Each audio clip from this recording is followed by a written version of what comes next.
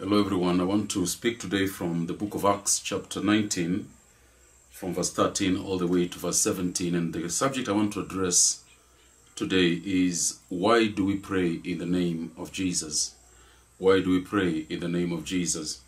Now I want to address this subject primarily because I think in terms of Christian terminology and Christian practice, nothing has been more abused and misused than the name of Jesus Christ. I want to ask the question, is this a magic word? Is this that wand which you wag at demons and at situations? Is it like open sesame of the Alibaba fame? You know that story where there was a hidden treasure somewhere and the key to that locked cave was to say sesame, open sesame. And it appeared anybody who could say that would be able to access that. Is the name of Christ like that? Is it a magic wand? Is it something we are given to wave and use anyhow? Well, the second problem that you find people doing, especially with respect to the name of Christ, is to usurp the authority of Christ, actually. And you have our teachings like the believer's authority and the authority of the Christian, that Christ has given us all authority, so that if we use his name, just pronouncing it, there is some kind of resident authority within us. These are all misuses, even abuses of the name of Christ. So I want in this address to set that record straight. And I want to base that on Acts 19, verse 13 all the way to verse 17. And it reads, "Then certain of the vagabond Jews, exorcists, took upon them to call over them which had evil spirits in the name of the Lord Jesus, saying, We adjure you by Jesus whom Paul preacheth. We adjure you by Jesus whom Paul preacheth. And the evils, verse 14 then. And there were 7 sons of one Sceva, a Jew, and a chief of the priests, which did so. And the evil spirits answered and said, Jesus I know, and Paul I know, but who are ye? And the man in whom the evil spirit was leaped on them, and overcame them, and prevailed against them, so that they fled out of that house naked and wounded." Verse 17, "And this was known to all the Jews and Greeks, also dwelling at Ephesus, and fear fell on them all, and the name of the Lord Jesus was magnified." So here is a classic example of people who thought the name of Christ was a magic word like abracadabra, something you flash out and things happen. Back in the early 90s, I think late 80s, to the even to the mid-90s, there was such a proliferation of theologies which was very misleading. We remember that was a time that the third wave movement, or third wave theology with the spiritual warfare and spiritual mapping, ancestral spirits and stuff like that was coming out, or rather coming to a flowering, coming of age. And at the time we read books from people like Rebecca Brown and Emmanuel Eni, for example. And part of the assertions they were making is that every time anybody mentions the name of Jesus, that Satan falls from his throne. Every time you mention the name of Jesus, Satan falls from his throne. I think that is why people are often using that name in vain every time, in any situation. They just escaped a danger, oh Jesus, and they just came, oh Jesus, oh my Jesus. Because it was said to them by that theology that somehow when they mention that name, it's like abracadabra, Satan falls. But here in Acts chapter 19, we find contrary. It is not true. Because these sons of Sceva and these Jewish vagabond Jews, we are told, the exorcists, who were using the name of Christ, did not find the results they were looking for. Scripture has told us, do not take the name of the Lord your God in vain. And the name of Christ is the name of the Lord. Therefore, the question must be answered, why do we pray in the name of Jesus? What does it mean to pray in the name of Jesus? I think I will explore 3 things with you very shortly in that regard. Number 1, when we pray in the name of Jesus, we are claiming a personal relationship with Christ Jesus. When we pray in the name of Jesus, we are asserting at that time that we have a personal relationship with Jesus Christ. And this is what is lacking here in verse 13. You see in Acts 19, these people are saying, we command you in the name of that Jesus whom Paul preaches. They refer to Jesus in a very detached sense. He is not their Jesus, he is Paul's Jesus. And this is what we find: unconverted people who've been trained to use Christian terminology, and they're using the name of Jesus in that way. That name, when we call on it, we are saying we have a relationship with him. We have believed in this name.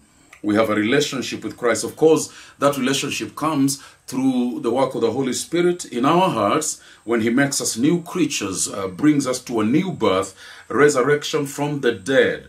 The language of Paul in Romans chapter 8, verse 15 and verse 16 is that we have not received the spirit of fear that leads us to bondage, but the spirit of adoption by which we cry, Abba, Father. We've been made children of God. When we say in the name of Jesus, we are saying we have a relationship. We have an interest in the kingdom of God. The Ephesians chapter 1, from verse 1 all the way to verse 14, talks about this. We've been forgiven and chosen and predestined in the beloved, in Christ, in Christ, in Christ. We've been given redemption as children of God. 1 John chapter 3 and verse 1 to verse 3. Beloved, now are ye the children of God, even though it does not yet appear so. So when we say the name of Jesus, we are specifically asserting a relationship. We are quoting a relationship. We are leveraging a relationship. We are saying we are his and he is ours. So if you're not sure you have a relationship with Jesus, that name means nothing, and that name will never work anything for you. That name will never work anything for you. But the second thing, when we say in the name of Jesus, we are not only claiming a relationship, but we are at that very moment submitting to the authority of Christ. We are submitting to his authority, to the authority of Christ. The book of Psalms chapter 2, from verse 6 all the way to verse 12, will give you this. The Lord God says, I have set my king on Zion. His king is Christ, is Jesus. I have set my king on Zion. And then he says, come near to the king and kiss his feet. Bow down to him. Bow down to him, he says. So when we say in the name of Jesus, we are saying that we submit to his authority. We submit to his authority. Our name has not been glorified. We remain mere mortals. Our names mean nothing. They carry nothing. That whole theology of the believer's authority, as it has been taught by the Word of Faith movement, principally through people like Kenneth Hagin, Kenneth Copeland, Jerry Savelle, Joshua Duplantis, and so on and so forth, it tends to suggest that the authority resides first in the believer, that it has been given to him as if he has it within himself. So that the name of Christ really just becomes a magic word. But when we say the name of Jesus, ladies and gentlemen, we are referring to a submission. We are saying it is not even us praying, it is Christ praying. This third point will become clear as I narrate the third meaning of that name of Jesus. You see, scripture says in Philippians chapter 2, from verse 6 all the way to verse 11, but particularly from verse 9 to verse 11. For God has highly exalted him. Who is the him there? It's Christ. It's not me. It's not you. God has exalted Jesus Christ. And God has given him a name that is above every other name. So that at the name of Jesus, every knee should bow and every tongue should confess that Jesus Christ is the Lord. So when I say in the name of Jesus, I'm saying, Jesus, you have all authority. You have all power. But it is true. Because in Matthew chapter 28 verse 18, the Lord Christ himself after the resurrection said that all power, none of it is exempted, all power has been given to me now in heaven and on earth. It's been given to him. And therefore he says, go ye. So he sends us because he's been given power. We make a mistake when we think that power is resident somehow within us. It is not. It remains with Christ. It remains with Christ. All power has been given to him. That is why he says, because of this, that if you pray anything according to my name, if you pray in my name, it shall be granted to you by my Father in heaven. That's John chapter 14. If you pray in my name. If you pray in my name. So we are submitting to his authority. We are saying he is the one whom God has empowered and has given authority to deal in this earth and to help us. So when I say in the name of Jesus, I'm at that very moment expressing a dependence on him. I'm saying I have nothing in me which is powerful enough to deal with this situation, to grant me access that I need, to give me this that I desire. But you have, Jesus, you have that. And so when I say in the name of Jesus, I'm at that time denying that there's any authority in me, that the authority is in Christ. But thirdly then, when you say in the name of Jesus, when we say in the name of Jesus, we are saying that we rely exclusively on his merit. We rely exclusively on his merit. We rely exclusively on his merit. You see, these were Jewish exorcists. They were used to this practice. Perhaps they were doing it by other means. For example, like there are many people, witch doctors in the African context, do actually cast out spirits. They do perform some kind of extraordinary things. And they know, and they think, and they believe that they are gifted in that way. So when they were trying the name of Jesus, they weren't really saying that we depend on Christ. They were saying, we have a trade here, but we're going to add on to it.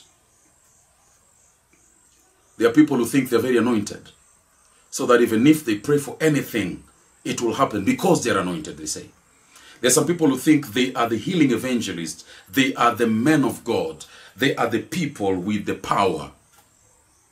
But you see, when we are truly praying in the name of Jesus, we are at that time saying we do not depend on anything in us, but the merit is of Christ alone. What we are saying at that time, when we are saying the merit is of Christ, we are also at that time admitting that in fact we are evil and deserving before God. Otherwise we would come in our own name. We would come and say, Father, I have come. Look at the good things I have done. Look at how wonderfully I've lived before you. Look at how I have tried to serve you. We would come with statements like that because we'll be depending on something that is resident, innate within us. But when we say in the name of Jesus, we are saying there is nothing good in us. Nothing good in us. All good is in Christ. Indeed, it is true, none of us can approach God because we are sinners. Born in sin. Psalm 51 and verse 5. Psalm 51 and verse 5. We are born in sin. In Job chapter 16 verse 15, he says, we drink sin like water. From our youth, we drink sin like water. He said in Romans chapter 3 verse 10, no one is good. No, not even one. None at all. We cannot approach God with our sinfulness. You see, that is why it said in Isaiah chapter 6 that even the angels in heaven who have never sinned, when they are in the presence of God, they hide their faces because they're saying, we are not worthy to approach you at all.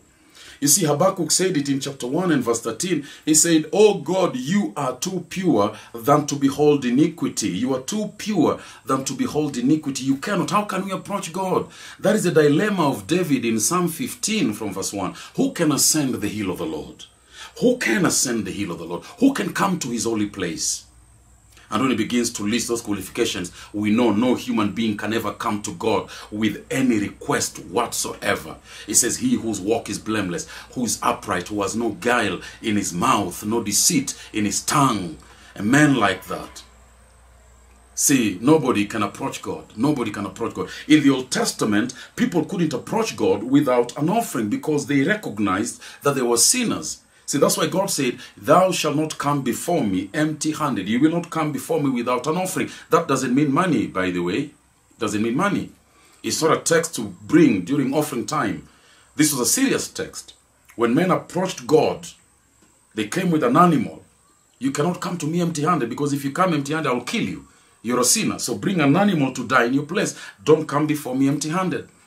So how do we approach God? How do we even stand before God? Yet 1 Timothy chapter 6 verse 16 tells us he is a God who lives in an approachable light. You cannot come to him. He will kill you. But it's because of Christ. Because of the merits of Christ. Christ did good before the Father, rendered a perfect sacrifice, lived a holy, sinless, perfect life before the Father. And then Christ says, if you believe in me, that life which I lived, that perfect righteousness which I have procured before God, I give to you so that you can appear in the presence of God, resplendent in that glorious righteousness. Augusta's top lady did say in this hymn, Rock of Ages, cleft for me. He said, nothing in my hands I bring, simply to thy cross I cling. Naked come to thee for dress, helpless look to thee for grace. It's Christ who helps us come. Jesus, thy blood and righteousness, this my beauty are, said another hymn writer.